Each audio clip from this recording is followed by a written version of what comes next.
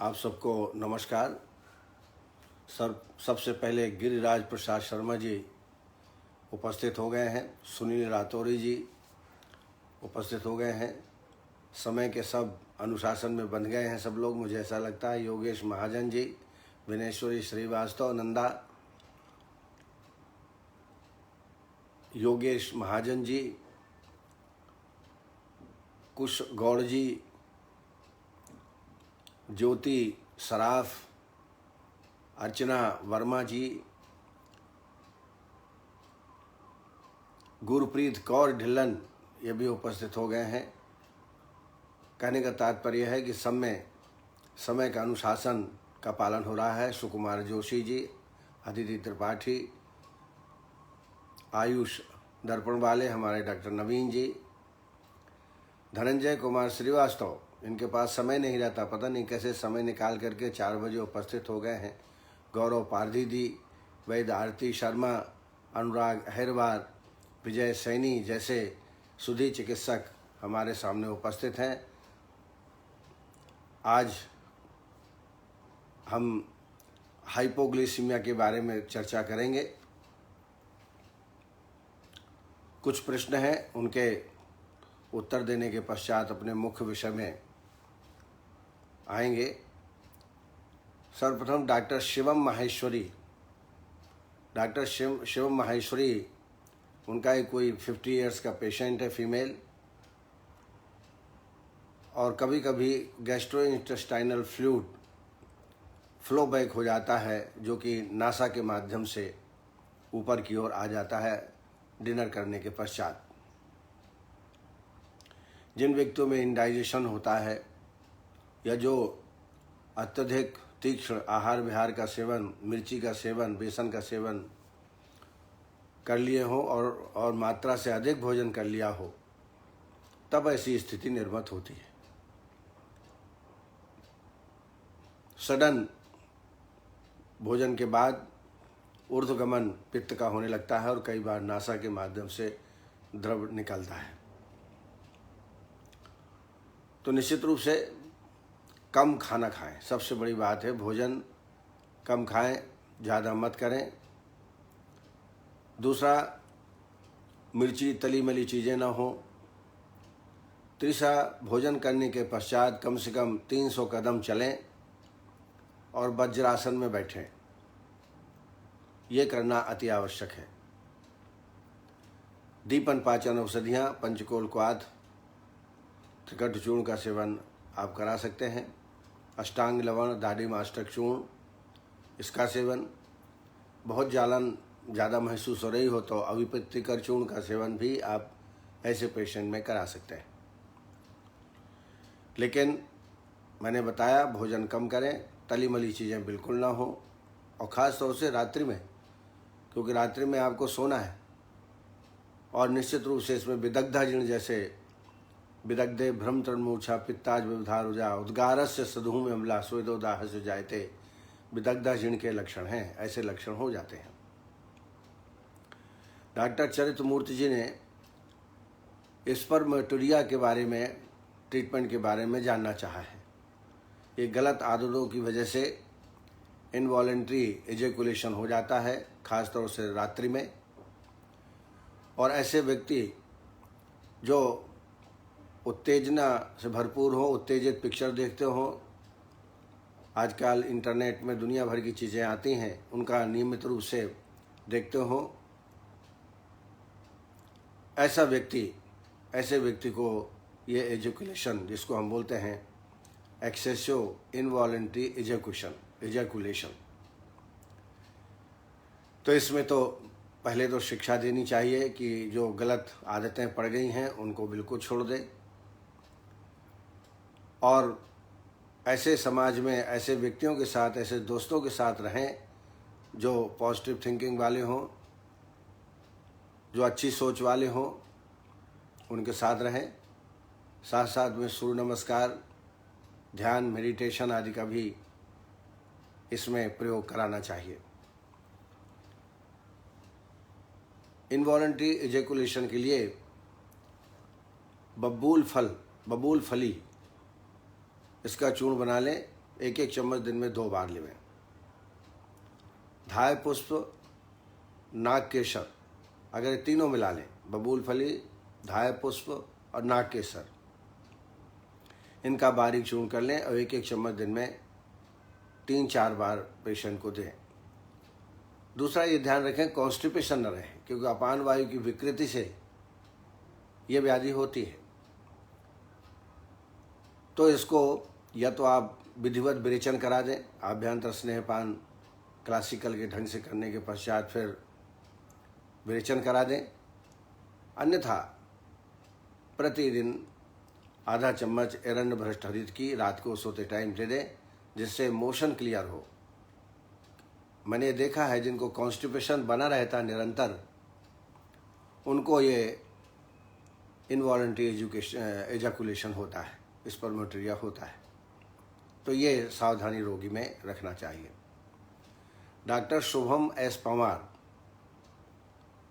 उनका एक पेशेंट है टिंगलिंग सेंसेशन लेफ्ट लेग में, और जो मेटाकार्पल्स है उसमें वेदना भी होती है, खासतौर से प्रातःकाल। चूँकि प्रातःकाल वेदना आप बता रहे हैं, तो मॉर्निंग स्टिफनेस जनरली आम बात से होती है, इसलिए आर फैक्टर, यूरिक एसिड आप जांच करा लें। कई बार यूरिक एसिड जब बढ़ जाता है तो भी टिंगलिंग सेंसेशन अंगुलियों में होता है, वेदना होती है। चूँकि आप बोल रहे हैं प्रातः होता है, चलने में ठीक हो जाता होगा, इसके लिए निश्चित रूप से आम वात के लक्षण इसमें मिलते हैं, तो आम वात की चिकित्सा इसमें आपको करना है। एक तो इसमें पत्रपिंड श्वेत कर लीजिए, वायु अभ्यंग करने के बाद पत्रपिंड श्वेत, नाड़ी श्वेत, और अगर लोकलाइज हो, एक ही पैर में हो, तो दशांग लेप बांधिए। दशांग लेप 20 ग्राम, 1 चम्मच सरसों तेल, आधा कप पानी, धीरे धीरे पका के गाढ़ा कर लें, लेप तैयार कर लें और इसको लेप लगाएं, इससे ठीक हो जाएगा।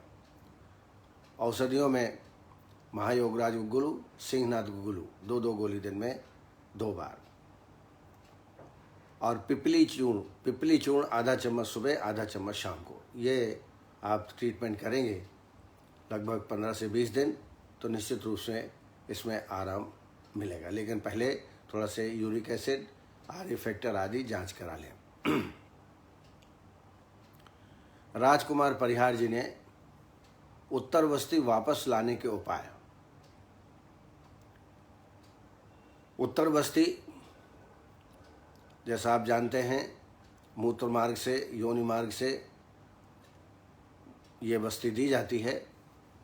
कई बार बस्ती वापस नहीं आती, तो निश्चित है लाने के उपाय करना चाहिए। 12 घंटे तक तो प्रतीक्षा करनी चाहिए। 12 घंटे के अंदर यदि वापस आ जाए तो कोई दिक्कत नहीं, लेकिन 12 घंटे में भी यदि वापस ना आए तब वापस लाने के उपाय करना चाहिए। आचार्य सुश्रुत ने कहा है कि पिपल्यादि वर्ती, विभिन्न प्रकार की जो फल वर्तियाँ हैं, जैसे पिपल्यादि वर्ती, आरगवदादि वर्ती, इनका प्रयोग करना चाहिए। जो तीक्ष्ण द्रव्य हैं उनका कल्क बना लीजिए और अंगूठे के आकार का बर्ती बना के सुखा लीजिए। ये बर्ती निश्चित रूप से जल्दी ही वापस उत्तर द्रव्य वापस ले आएगी। और भी उपाय हैं इसमें। तीक्ष्ण द्रव्य जैसे त्रिव्रतादि शोधन द्रव्य, जैसे त्रिव्रत, कुटकी, अमलतास, इनके काढ़े बना करके और विधिवत बस्ती लगाएं तो निश्चित रूप से वो बस्ती वापस आ जाती है। 2 प्रक्रियाएं रोगी में करना चाहिए। कई बार बस्ती लगाते वक्त वेदना होती है, बहुत वेदना होती है। ऐसी अवस्था में अहिफेनासो 20-20 बूंद हर 2-2 घंटे में देवें, और निद्रोदय रस 125 मिलीग्राम दिन में 2 या 3 बार अवस्थानुसार आप दे सकते हैं। कई बार अधिक वेदना होने पर मूर्छा की उत्पत्ति हो जाती है, मूर्छित हो जाता है व्यक्ति। इस अवस्था में हेम गर्भ पोटली रस 125 मिलीग्राम, कस्तूरी भैरव रस 125 मिलीग्राम दिन में 2 या 3 बार शहद के साथ या ब्राह्मी औले के साथ सेवन कराएं। इसके अलावा 10 मूलारिष्ट और अश्वगंधारिष्ट 2-2 चम्मच 2 चम्मच पानी भोजन के बाद दोनों टाइम देवें। यदि बस्ती लगाने के बाद उत्तर बस्ती में दाह की उत्पत्ति हो, जलन हो रही हो, तो ऐसी अवस्था में मधुष्टिकवात, उसमें शक्कर और मधु मिला करके आप निरूह बस्ती देवें।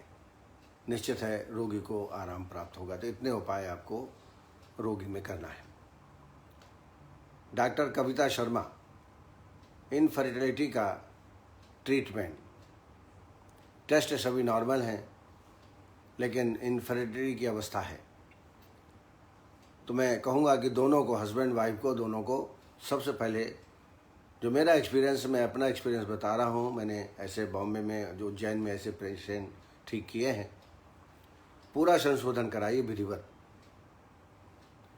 अश्वगंधा घृत से आभ्यंतर स्नेह पाए दोनों को कराइए। सम्यक स्नेह लक्षण मिलने के बाद वमन करा दीजिए। वमन के बाद संसर्जन कर्म और वमन के 15वें दिन विरेचन की व्यवस्था करिए। इसमें भी आभ्यंतर स्नेहपान अश्वगंधा तैल, अश्वगंधा घृत का करिए, फिर विरेचन कराइए। विरेचन कराने के बाद वाजीकरण बस्ती, जो श्रेष्ठ वाजीकरण बस्ती हैं, उनका सेवन कराएं। वाजीकरण बस्तियों में अधिकतर अश्वगंधा, केवांच बीज, बबूल फली, सफ़ेद मूसली, धाय पुष्प आदि द्रव्यों को लिया जाता है। इनका काढ़ा बना करके 300 ml, इसमें अश्वगंधा घृत 50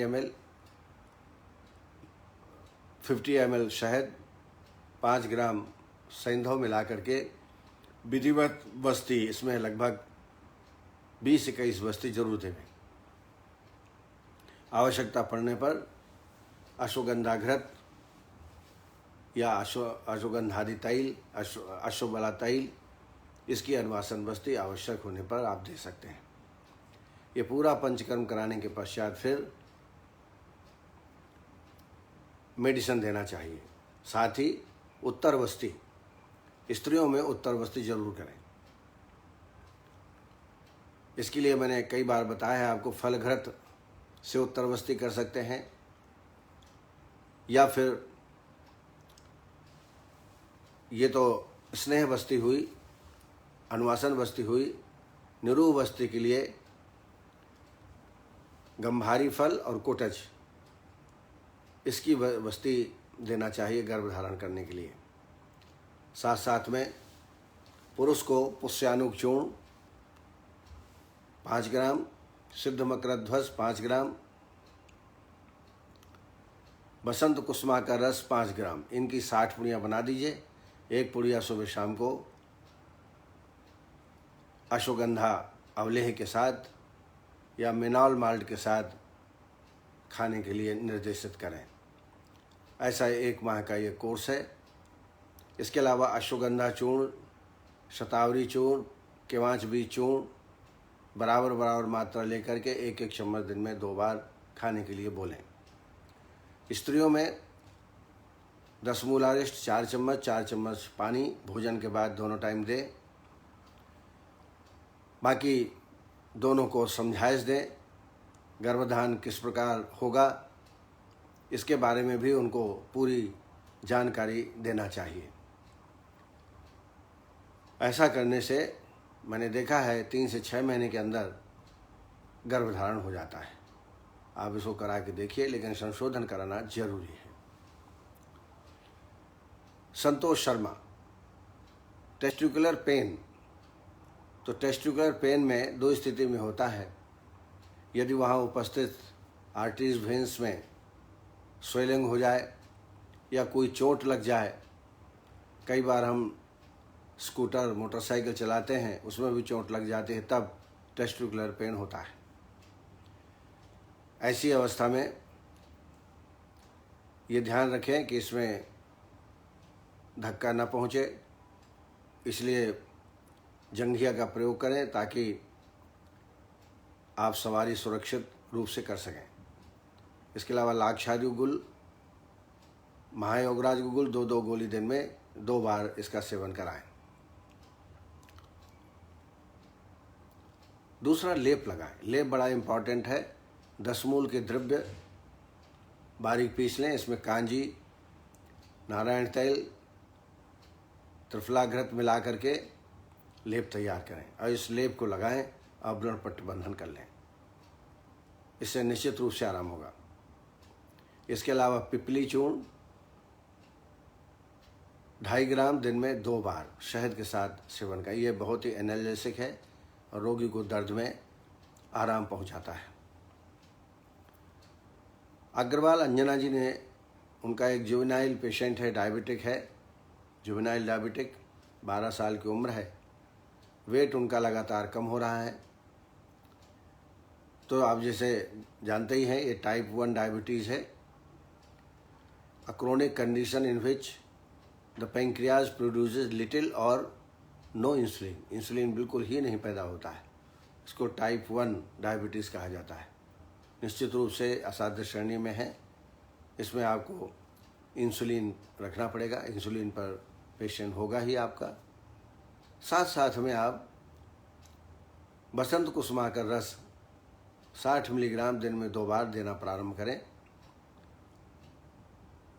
इसके अलावा माँ मज्जक बटी, माँ मज्जक घन बटी और गुड़माण घन बटी 2-2 गोली दिन में 3 बार। अब गोली नहीं ले पाएगा तो पीस करके, शहद के पीस करके और दुग्ध के साथ भी आप इसको खिला सकते हैं। प्रयास ही करना पड़ेगा। इसको कोई कह नहीं सकता कि ठीक होगा कि नहीं ठीक होगा, लेकिन प्रयास करना हमारा धर्म है, वो करना चाहिए। राशि गर्ग जी ने, उन्होंने पूछा है व्हाट्सएप में कि नस्य और मात्रा बस्ती क्या एक साथ देनी चाहिए, एक साथ दे सकते हैं? तो क्लासिकल के आधार पे तो नहीं देना चाहिए, लेकिन यदि मात्रा बस्ती आप 30 ml दे रहे हैं और नस से 2-2 बूंद की मात्रा में दे रहे हैं स्नेह नस से, तो इसमें देने में कोई परेशानी नहीं है। ये नियम बने रहते हैं बहुत सारे, लेकिन बहुत ज़्यादा इसमें कोई तकलीफ़ होने की ज़्यादा संभावना नहीं रहती, इसलिए नस और मात्रा बस्ती एक साथ दे सकते हैं, कोई दिक्कत नहीं है। प्रकाश तिवारी जी, उन्होंने पूछा है मस्तिष्क में तक्र की जगह दही ले सकते हैं क्या? लेने को ले सकते हैं, लेकिन तक्र का प्रभाव एक अलग है। जब आपके पास दही उपलब्ध है तो आप तक्र बना लीजिए। जितना दही है उसका डबल मात्रा में पानी डाल करके और मथ दीजिए। अगर घी निकल जाए, ऊपर मक्खन निकले तो मक्खन निकाल लीजिए और छाछ तैयार। तो जब दही आपके पास है तो छाछ तो आप तैयार कर ही सकते हैं। तो मेरे हिसाब से तक्र में ही आंवलों को शून्य करना चाहिए, आंवलों को पकाना चाहिए। उसका भी निश्चित रूप से उसमें एक प्रभाव पड़ता होगा, ऐसा मैं मानता हूँ। आज हमारे इस कार्यक्रम में आयुष दर्पण के चीफ एडिटर डॉक्टर नवीन जोशी जी, विकास महाजन जी, मेरे अच्छे मित्र मोहम्मद शाहिद, आजकल कोरोना ड्यूटी की वजह से व्यस्त हैं, शायद समय पर उपस्थित नहीं हो पाते, डॉक्टर विजय सैनी जी, डॉक्टर सुकुमार जोशी, बम्बई के रहने वाले हैं, मैं भी बम्बई का हूँ, संजय जी, प्रकाश तिवारी जी, कुश गौड़ जी, नीलम शुक्ला जी, रेखा वर्मा, KN गांगवार जी, मनोरंजन साहू, उषा तभानी जी, माधुरी जाधव जी, हेमलता जी S, मोकंबिका रचना जी, सविता पाटिल जी, विनेश्वरी श्रीवास्तव, राजेंद्र कुंद्रा जी,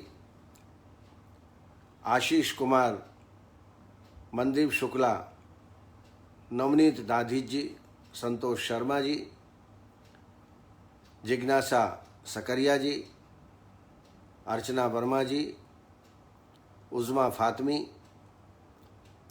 कमलेश विश्वास जी, डॉक्टर अदिति त्रिपाठी, डॉक्टर शिल्पा पालस्कर, वैद्य सुनील रातौरी, वैद्य विनोद पटेल जी, रजनीश राजपूत जी, डॉक्टर विकास चौधरी, सुधी हमेशा कार्यक्रम में उपस्थित होने वाले ऐसी वंदना पाठक जी, शैलेश भलाला जी, संध्या पांडे जी, रीना शर्मा कौशिक, मनदीप शुक्ला जी, रजनीश राजपूत और परेश मान्या जी, ये सब उपस्थित हैं। हमारे शैलेंद्र कुमार जी दिख रहे हैं सामने, सब वैद्य प्रजापति भी उपस्थित हैं कार्यक्रम में। अब आइए, अल्प मधुमेहता जिसको हम हाइपोग्लाइसीमिया कह सकते हैं, हाइपोग्लाइसीमिया, हाइपो माने कम होना, ग्लाइसीमिया मीन्स मधुमेहता, यह भी एक आत्तिक व्याधि है।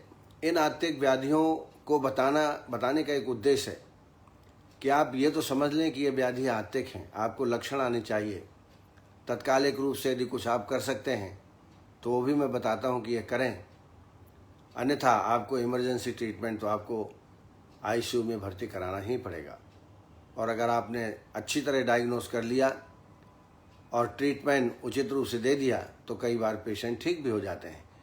इसलिए क्योंकि अब आप प्रैक्टिस कर रहे हैं, पढ़ने का मौका नहीं मिल पा रहा होगा, यही सोच करके मैं कुछ आत्तिक व्याधियों का अभी लेक्चर ले रहा हूँ, ताकि कम से कम डायग्नोस आप कर सकें कि ये हाइपोग्लाइसीमिया है, ये हाइपरग्लाइसीमिया है, ये डायग्नोस तो हो सके।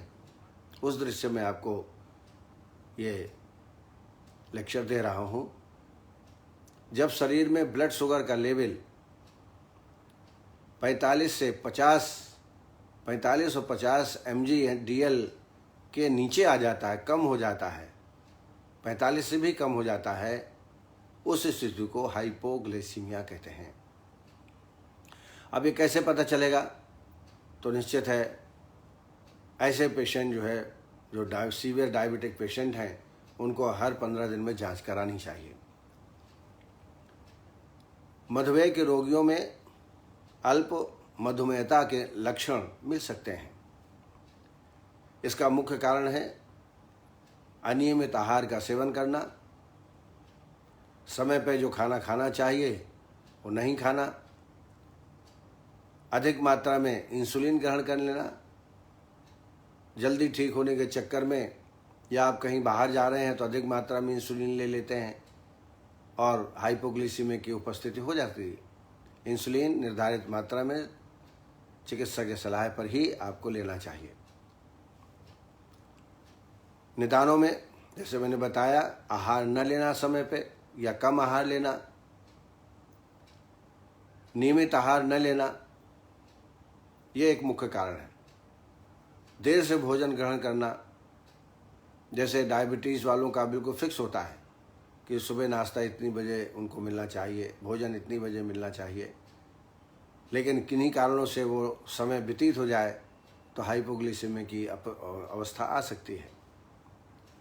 अपर्याप्त मात्रा में भोजन करना, जितनी डाइट हो उतना न करना, कम मात्रा में करना, वो भी एक कारण होता है।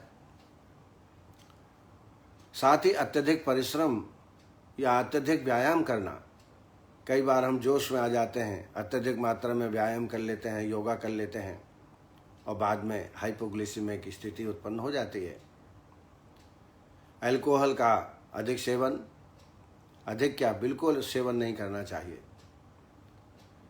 इंसुलिन की मात्रा का अनुचित निर्धारण, अपने आप ही आप निर्धारण कर लेते हैं, चिकित्सक से सलाह नहीं लेते हैं, तो निश्चित रूप से हाइपोग्लाइसीमिया आपको हो सकता है। दूसरा, डक्टलेस ग्लैंड की व्याधियां, जैसे एडिसन डिसीज, माल एब्जॉर्प्शन, खाना तो आप बरोबर खा रहे हैं लेकिन एब्जॉर्प्शन आपका नहीं हो रहा है, और कृत्रिम हाइपोग्लाइसीमिया की कारण भी हाइपोग्लाइसीमिया होता है। प्रमुख लक्षणों में देखें, ये लक्षण जानना आपको जरूरी है। पहला एक लक्षण होता है एक्सेस ऑफ स्वेटिंग। जैसे ही आपने समय पे खाना नहीं खाया,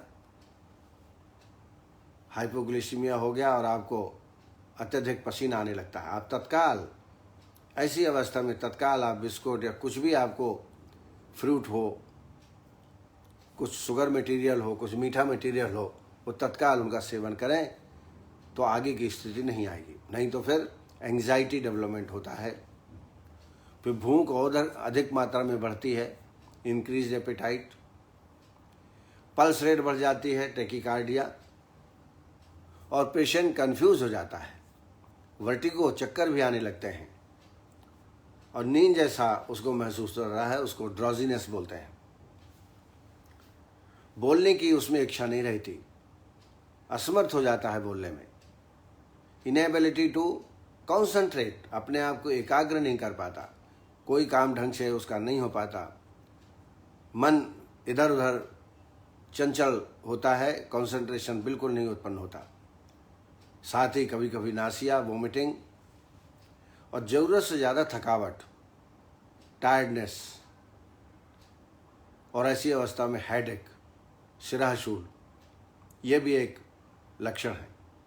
और अंत में ट्रेमर्स, राइगर्स, वीकनेस और इवन मूर्छा तक रोगी में आ सकती है।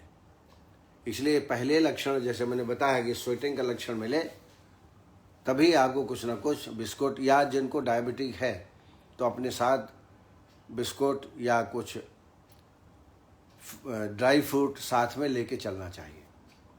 कभी भी समय मान लीजिए खाना नहीं मिला तो यह कंडीशन हो सकती है, इसलिए हमेशा पेशेंट को बोलें कि अपने साथ बिस्कुट, ड्राई फ्रूट्स जो आप ले जा सकते हैं आसानी से, वो आपके पास ज़रूर होना चाहिए। अब आइए चिकित्सा के बारे में जो हम कर सकते हैं। पहला तो है निदान परिवर्जन, जो अभी निदानों की चर्चा की उनका परिवर्जन होना चाहिए, निदानों का रोक टोक होना चाहिए, और प्रयोगशाली परीक्षण नियमित रूप से कराना है, स्थायी निदान आपको लेना है। बहुत ही ज़्यादा सीवियर कंडीशन है, आपको पता चल गया कि हाइपोग्लिसीमिया है, तो इंटरवेनस द्वारा 50 ml ग्लूकोज और 50% डेक्सट्रोज, फिर रिपीट करता हूँ, इंटरवेनस द्वारा 50% ग्लूकोज और 50% डेक्सट्रोज के रूप में देना चाहिए। जब चैतन्य अवस्था में आ जाए तो ग्लूकोज या शर्करा खाने को देना चाहिए, इससे भी तत्काल लाभ हो जाता है। जो डायबिटिक पेशेंट हमेशा ग्लूकोज का एक पैकेट, बिस्कुट का पैकेट, कुछ ड्राई फ्रूट आप अपने पास हमेशा रखें। तो थोड़ा चैतन्य अवस्था आ जाए तो ग्लूकोज या शर्करा खाने के लिए देना चाहिए, या तत्काल भोजन कर ले, उससे भी काफ़ी रिलीफ होता है। जैसे ही पसीना आने लगे, कमजोरी महसूस होने लगे, भोजन तत्काल लीजिए। लेकिन जब कभी भोजन आपके पास उपलब्ध नहीं है, ऐसी जगह पर है, तब भी आप अपने पास ये सामान आपको पास रखना चाहिए। अन्य लाक्षणिक उपाय, लक्षण अनुसार चिकित्सा, जैसे मूर्छा आ गई तो कटफल के द्वारा उसको लुंचनम केश लोमनाम च दंतैः दशनम में चाहिए तरीके हैं। जब मूर्छा की अवस्था आ जाए तो अंजनाने अवपीड़नस्य धूमः प्रदमनानि च सूचिभिस्तोदनम सस्तम दाह पीड़ा नखांतरम लुंचनम केश लोमनाम च दंतैः दशनम में च आत्मगुप्ता अवधर्षस्य हितम तस्याभिबोधने। ये मूर्छा की स्थिति को दूर करने के कुछ उपाय आचार्य चरक ने बताए हैं, उनका प्रयोग आपको करना है। तो लक्षणानुसार चिकित्सा, रोगी को संयमित एवं नियमित रूप से आहार विहार एवं औषधि का सेवन करना चाहिए। ऐसी शिक्षा डायबिटिक पेशेंट को दें, किसी भी प्रकार की कोई लापरवाही इसमें उनको नहीं करना चाहिए। जैसा मैंने बताया, मूर्छा दूर करने के लिए कटफल या अपामार्ग चूर्ण का धमापन्न साब लीजिए, और चंद्रोदय वर्ती का अंजन दिन में 2 बार आप लगाएं, इससे भी आपको लाभ होगा। रस औषधियों में सिद्ध मकर ध्वज 60 मिलीग्राम, गिलोय सत्व 250 मिलीग्राम, ये एक पुड़िया है। ऐसे दिन में 3 पुड़ियाँ च्यवनप्राश के साथ या मेनॉल माल्ट के साथ सेवन कराएं। एक और बड़ी प्रभावशाली औषधि हेमगर्भ पोटली रस 125 मिलीग्राम, स्वर्ण बसंत मालती 125 मिलीग्राम, प्रवाल पिष्टी 250 मिलीग्राम। ये शहद के साथ, मेनॉलमेंट के साथ या च्यवनप्राश के साथ आप सेवन कराएं। इससे भी तत्काल रोगी को आराम प्राप्त होता है। आसो अरिष्ट में अश्वगंधारिष्ट और 10 द्राक्षासो, 2 चम्मच अश्वगंधारिष्ट, 2 चम्मच द्राक्षासो, 4 चम्मच पानी, भोजन के बाद दोनों टाइम इसका सेवन कराएं। टैबलेट में टैबलेट जेरी फोर्ट, टैबलेट ओजस, 2 गोली दिन में 2 बार। इसके अलावा ब्राह्मी बट्टी और मेघवटी का भी सेवन आप करा सकते हैं। चूर्णों में शतावरी चूर्ण, अश्वगंधा चूर्ण 5 ग्राम दिन में 2 बार दुग्ध के साथ देवें, या इमरजेंसी के दौरान भी इनका सेवन आप करा सकते हैं। और थोड़ा लगातार अदरक और गुड़ का सेवन भी कराएं। अदरक और गुड़ का सेवन, इससे भी लाभ होता है। शुद्ध शिलाजीत 500 मिलीग्राम सुबह शाम ठंडे दूध के साथ, अगर मूर्छा की अवस्था हो या हाइपोग्लिसीमिया की अवस्था हो तो 1-1 घंटे के अंतर्गत से इसको देना चाहिए। इसके अलावा शिरो अभ्यंग जो है ब्रह्मण तैल से, अश्वगंधा बला तैल से अच्छी तरह अभ्यंग कराएं। तो ये कुछ उपाय हैं जो कि आप पेशेंट के साथ कर सकते हैं। हमारे कार्यक्रम में विनोद पटेल जी, विजय सैनी जी, मोहम्मद साहिद, चलिए समय निकाल के वो उपस्थित हो गए, आपके लिए बहुत बहुत धन्यवाद। मनीष खरे जी भी उपस्थित हैं। हमारे सारे सुनने वाले समय पर उपस्थित हो जाते हैं, बहुत बहुत आभार। बहुत आप लोग इज्जत देते हैं, इसके लिए बहुत बहुत धन्यवाद। कल फिर इसी वक्त मुलाकात होगी आपसे, तब तक के लिए नमस्कार। जय आयुर्वेद।